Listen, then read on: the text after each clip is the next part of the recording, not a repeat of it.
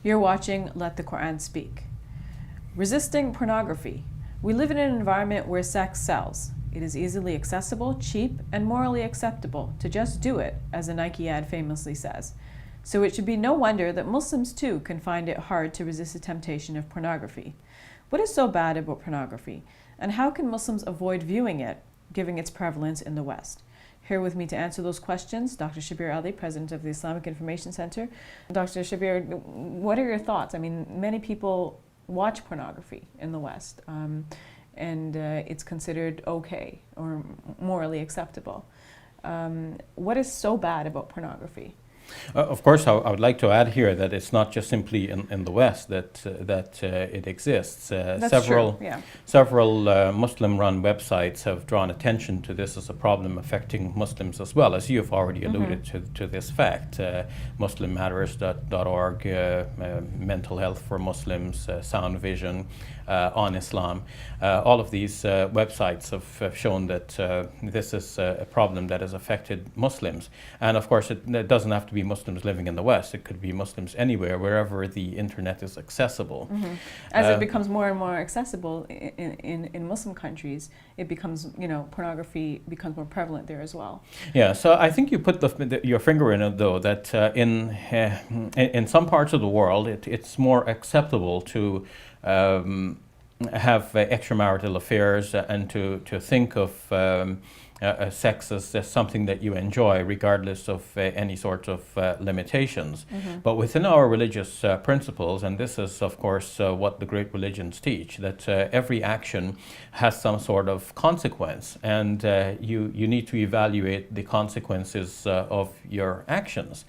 Some of the consequences we do not see immediately, but they may be long-term consequences. For the Muslim mindset, the long-term is not limited to life in this world, but to life eternal. So we think about the actions we do now and what effects this will have on our eternal lives. And because we cannot see into eternity, we have the guidance from God directing us how to live and what actions are good and bad. So we learn from the Quran that we're to stay away from fawahish. This refers to all kinds of evil sorts of encounters, including sexual promiscuity. And certainly exposing one's nudity, this is prohibited in our religion. And the flip side of that, viewing nudity is also prohibited.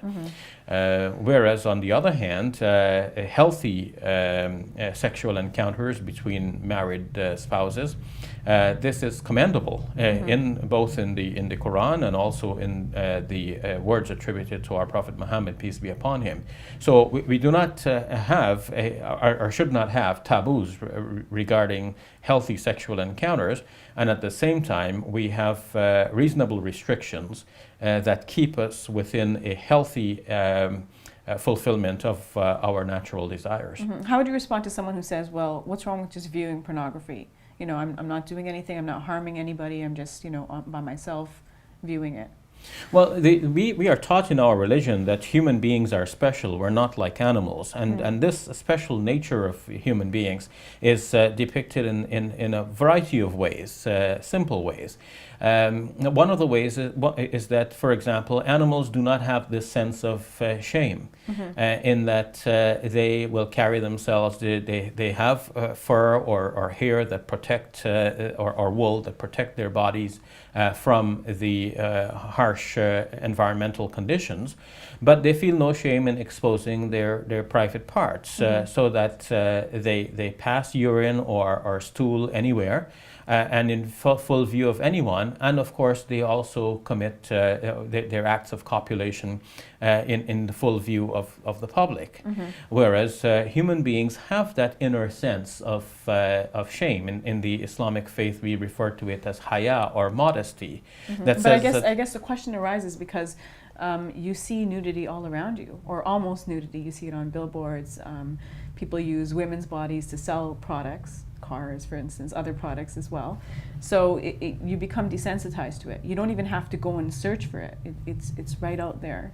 Yes, and this is part of the problem, because human beings have, we believe, a certain basic sense that people might refer to as conscience, but we in the Islamic faith refer to as the fitra, the natural disposition on the way in which God has created us. We have a natural sense of modesty.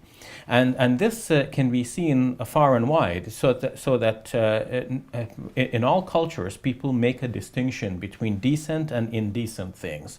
And some may think, well, it's only religion that teaches you morality and decency. That's not true.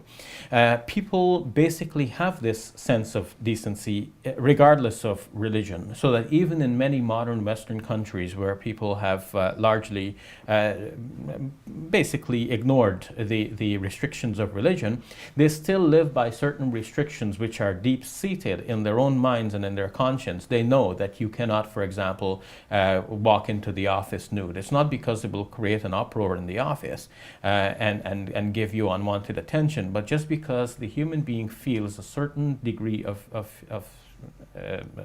modesty, haya, that says, well, we're going to do certain things in private. We're going to use the toilet in private. We don't want an open door toilet here.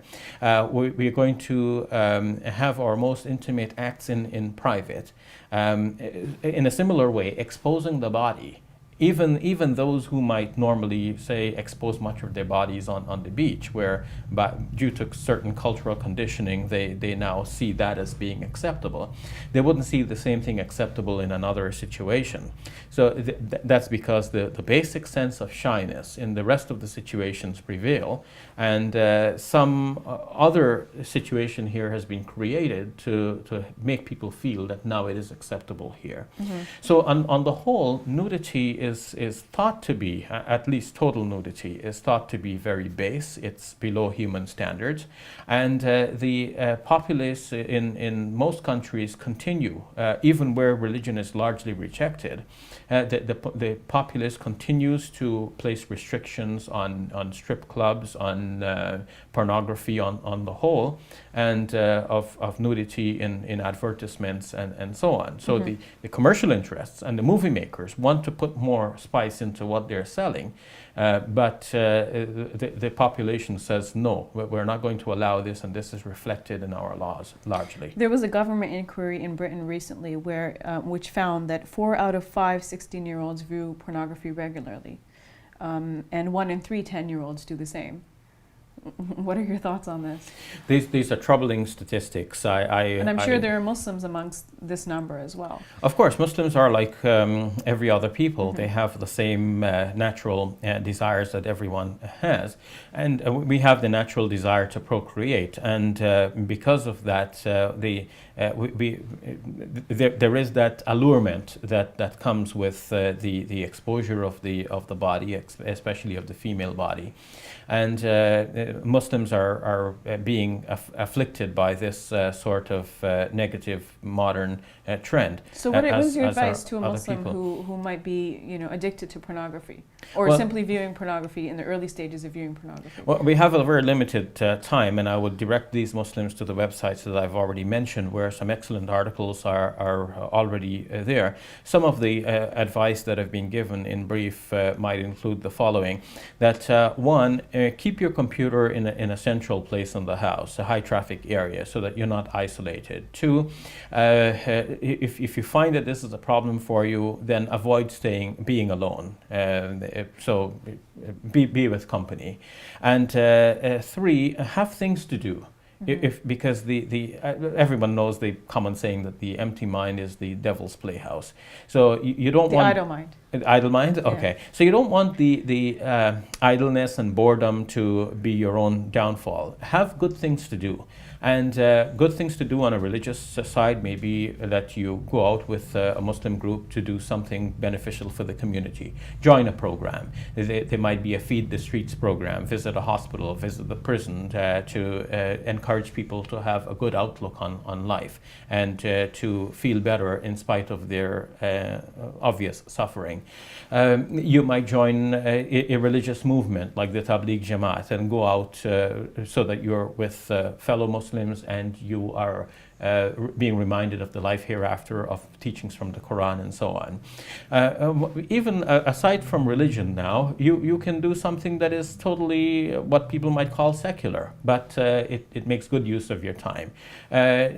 Take a course, further your education. So you're busy, you have things to do, you have studies and you have exams coming up. You need to stay focused. So this will take you away from these negative things that are out there.